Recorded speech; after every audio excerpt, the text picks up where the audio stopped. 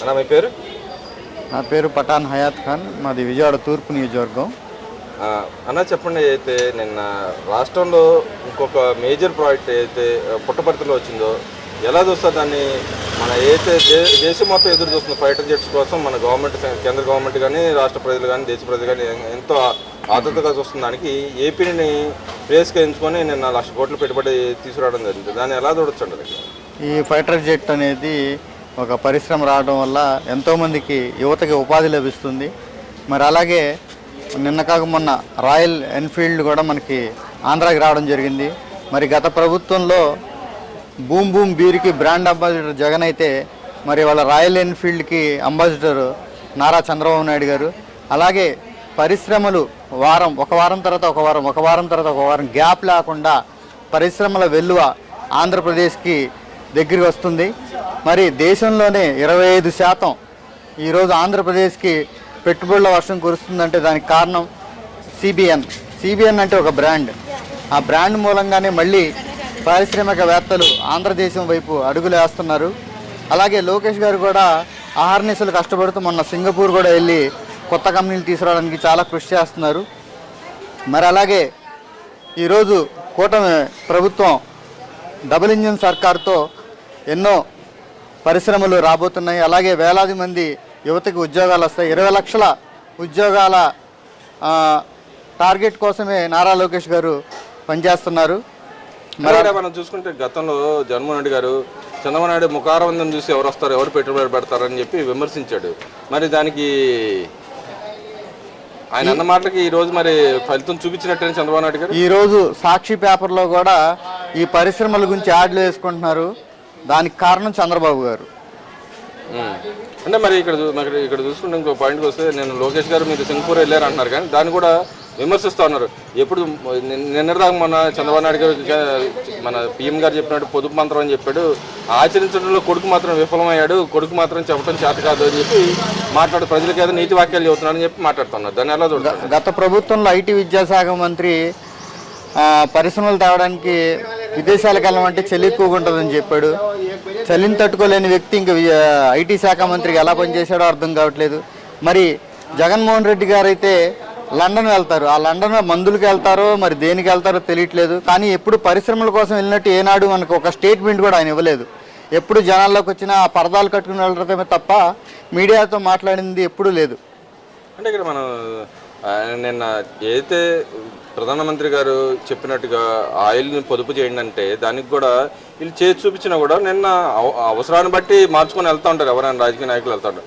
దాన్ని కూడా విమర్శిస్తూ ఉన్నారు. ఎవరో ఏమి వృధా ఖర్చు చేస్తూ ఉన్నారు తప్పితే అక్కడ పొదుపు చేయటం ప్రజలని హింసిస్తున్నారు, ఎక్కువ పెట్రోల్ రేట్లు బాధిస్తున్నారు అని చెప్పి మాట్లాడుతూ ఉన్నారు కదా. ఈరోజు కూటమి ప్రభుత్వం వచ్చినాక 23 నెలల్లో 95% సూపర్ 6 పథకాలు సజావుగా జనాలకు ప్రజలకి చక్కగా వెళ్తున్నాయి.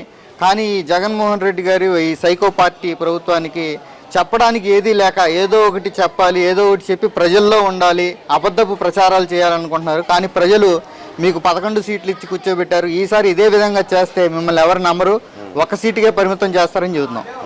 అలాగే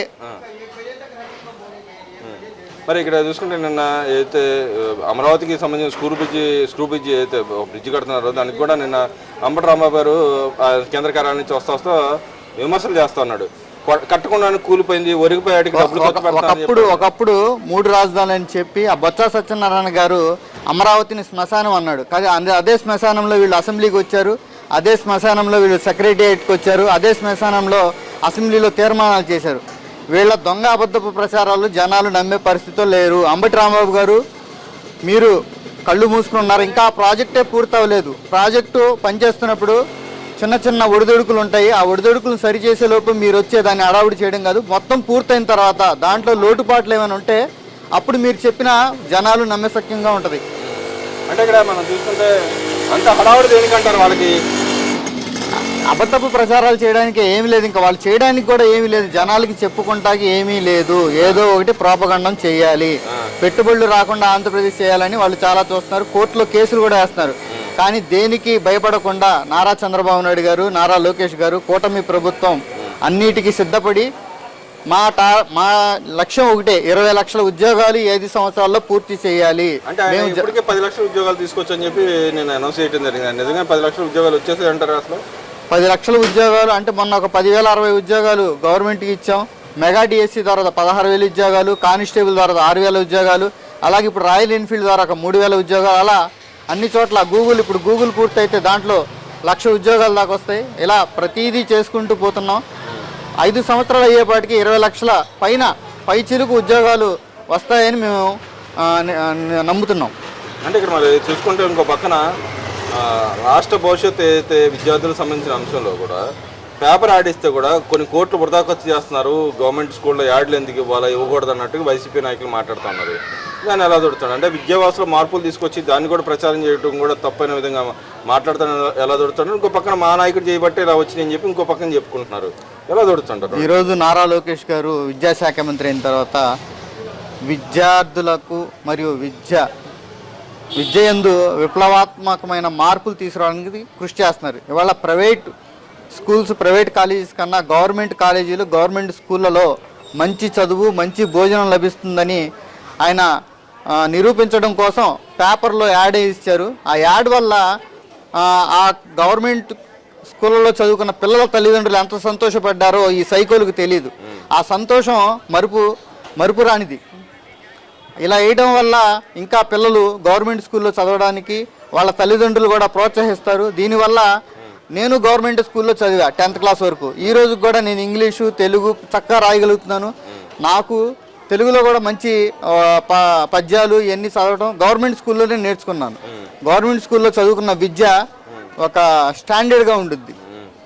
మరి ఎందుకంటారు అక్కస్ దేనికంటారు? అక్కడ లోకేష్కి పేరు వస్తుందని అక్కస్తోనే ఇలా మాట్లాడారు అనుకోవచ్చు, లేకపోతే ఏదో డబ్బులు వృధా ఖర్చు వీళ్ళు ఏం చేయట్లేదు, ఖర్చు చేయట్లేదు, మేమైతే వృధా ఖర్చులు కూడా చేయమని చెప్పుకోవడానికి ఏదన్నా ఈరోజు బయటకు వచ్చి మాట్లాడుతున్నారు అనుకోవచ్చు. ఆ రోజు వీళ్ళందరూ లోకేష్ గారిని చాలా అపహాస్యంగా మాట్లాడారు, అసహ్యంగా చూశారు. కానీ ఈరోజు ఆయన ఒక రాటు తేలిన మిజైల్లా దూసుకుపోతుంటే దాన్ని చూసి ఓర్చుకోలేక రానున్న రోజుల్లో లోకేష్ గారి నాయకత్వంలో ఈ గవర్నమెంటు, ఈ ప్రభుత్వం చేసే పనులు వాళ్ళు ఓర్చుకోలేక అపనిందలు వేయడం మొదలుపెట్టారు. దీనివల్ల మీకు నష్టమే తప్ప లాభం ఏమీ ఉండదు. ఎందుకంటే ప్రజలు ప్రతిదీ గమనిస్తున్నారు. ప్రజలు అంత పిచ్చోళ్ళు కాదు. మీకు 151 సీట్లున్న మీకు 11 సీట్లు ఎందుకు ఇచ్చారో మీరు అర్థం చేసుకోండి. మీరు చేసిన అసెంబ్లీలో బూతులు తిట్టడం, అలాగే అంటే ఇక్కడ మీరు ఆ మాట అంటున్నారు కానీ అలా ఇప్పటికీ అసలు బుద్ధి తెచ్చుకుంటారంటారు. ప్రజలు తీర్పిచ్చినా కూడా ఇంకా బుద్ధి వస్తుంది అంటారా రాబోయే రోజులు? వాళ్ళకి బుద్ధి వచ్చినా రాకపోయినా ప్రజలు బుద్ధి చెబుతూనే ఉంటారు. ఒక్కసారి సీఎం అని అన్నాడు, సీఎం అయిపోయింది. ఇక అతని జీవితంలో సీఎం కాలేడు. బలంగా చెబుతున్నారు మీరు, మేము బలంగా వస్తామని చెబుతున్నారు కదా. రాలేరు. ఎందుకంటే ప్రజలు అన్నీ గమనిస్తున్నారు. మీరు చేసే అబద్ధపు ప్రచారాలని ప్రతిరోజు ప్రజలు సోషల్ మీడియాలో చూస్తూ దాన్ని తిప్పి కొడుతున్నారు కూడా. అదేంటండి, మేము వచ్చే సంక్షేమ పథకాలు ఇస్తాం, అన్ని అభివృద్ధి చేసేది మేమేం చెబుతున్నారు, ఇప్పుడు జరిగే అభివృద్ధి కూడా మాదే అని చెప్పుకుంటున్నారు. గత ప్రభుత్వంలో సంక్షేమ పథకాలు ఇస్తానని ప్రజల నడ్డి విరిచినాడు జగన్మోహన్ రెడ్డి. 2,000 ఉన్న పెన్షన్ని 3,000 చేస్తానని నెలకు 250, సంవత్సరానికి 250, సంవత్సరానికి 250 పెంచుకుంటూ 5 సంవత్సరాలకి 3,000 చేశాడు. కానీ నారా చంద్రబాబు నాయుడు ఏదైతే మాట ఇచ్చారో దానికి మొదటి నెలలోనే 3,000 ఉన్న పెన్షన్ని 4,000 ఇచ్చి ఈరోజు వృద్ధాప్యులు, అలాగే వికలాంగులకు 6,000, ఆ తర్వాత కిడ్నీ బాధితులకు 10,000, మంచానికే పరిమితమైన 15,000 రూపాయలు పొద్దున్నే 1వ తారీఖు పొద్దున్నే పొద్దున్నే 6 అందరికీ ఈరోజు పెన్షన్లు అందిస్తున్నారు. అంటే మీరు ఆ మాట అంటున్నారు కానీ ఈరోజు పెట్రోల్ రేట్లు పెంచి పేద ప్రజల యొక్క నడ్డి విరుస్తుంది టీడీపీ గవర్నమెంట్ అని చెప్పి అంటున్నాడు.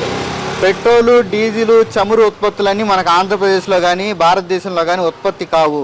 అవి వేరే విదేశాల్లో ఉత్పత్తి అవుతాయి. అక్కడ నుంచి మనం తీసుకురావాలంటే అక్కడున్న రేటును బట్టి ప్రతిరోజు రేటు మారుతూ ఉంటుంది. కానీ దాన్ని పొదుపు చేయాలని మరి ఈరోజు నారా చంద్రబాబు నాయుడు గారని, లోకేష్ గారు కానీ, మా మంత్రులు కానీ దాన్ని ఆదర్శంగా తీసుకుని ప్రధానమంత్రి మోడీ గారు ఇచ్చిన పిలుపు మేరకు కాన్వాయ్ని తగ్గించుకుంటూ ఈరోజు మోటార్ సైకిల్ వెళ్ళేవాళ్ళు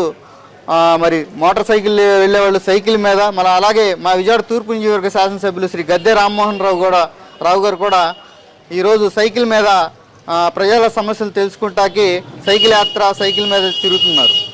మరి ఇక్కడ చూసుకుంటే ఇంకో లాస్ట్గా చూస్తే ఈరోజు ఇన్ని ప్రాజెక్టులు వస్తే మరి రేపు పొద్దున వైసీపీ పరిస్థితి ఏంటంటారు? అక్కస్తో ఇవాళ ఇలా మాట్లాడుతున్నారు అనుకోవచ్చా, లేకపోతే రేపు రాబోయే రోజుల్లో మేమే గెలుస్తామని ధీమా వ్యక్తం చేస్తాం? మరి ఎవరు గెలిచే అవకాశం ఉందంటారు? రానున్న రోజుల్లో ఇలాంటి పార్టీలు ఎన్నో వచ్చినాయి, ఎన్నో వస్తుంటాయి పోతుంటాయి. కానీ తెలుగుదేశం అనేది 44 సంవత్సరాల చరిత్ర కలిగిన పార్టీ, శవ రాజకీయాలతో వచ్చిన పార్టీ.